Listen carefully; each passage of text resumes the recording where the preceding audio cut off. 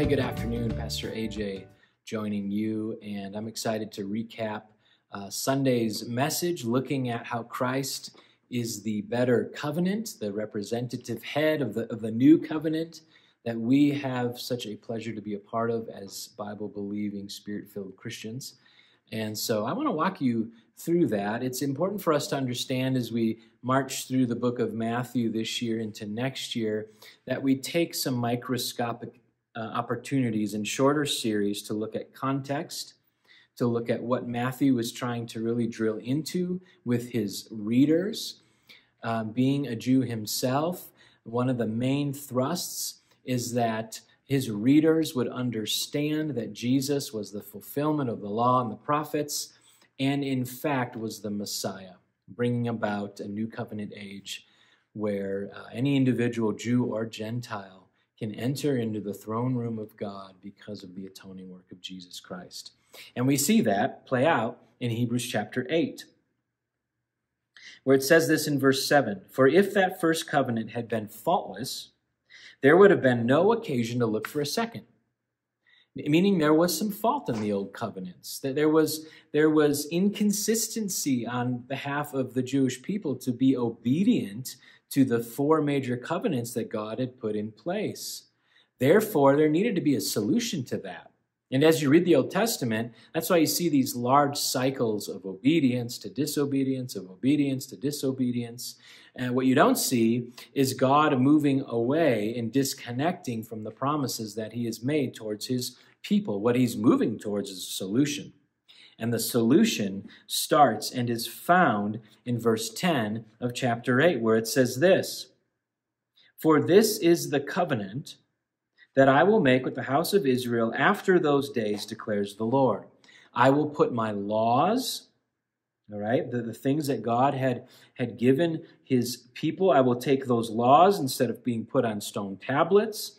They will be put into the minds and hearts, and I will write them on their hearts, and I will be their God, and they will be my people. There's some great blessings in new covenant relationship here because of Christ. One is the fact that we have the Spirit. And what does the Spirit do? One of the things that he does is he allows us to understand who God is. He illuminates the word to us. They're written on our hearts. We know that people that don't have the indwelling life of the Spirit don't understand the things of the Spirit. That's why conversion is so important. That's why we're a gospel-proclaiming church, is we want to see hearts come alive to who God is. Not only that, he'll put these laws into their minds and on their hearts, but we will be his, and he will be ours. There's a relational connection here that can't be severed. Because of the blood of Jesus, we have access into the family of God as adopted sons and daughters.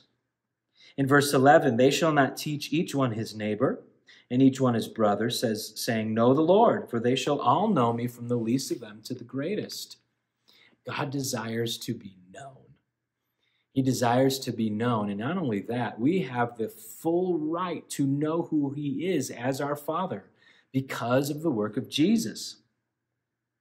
And then verse 12, "Lastly, for I will be merciful toward their iniquities, and I will remember their sins no more." Past, present, and future sins done away with.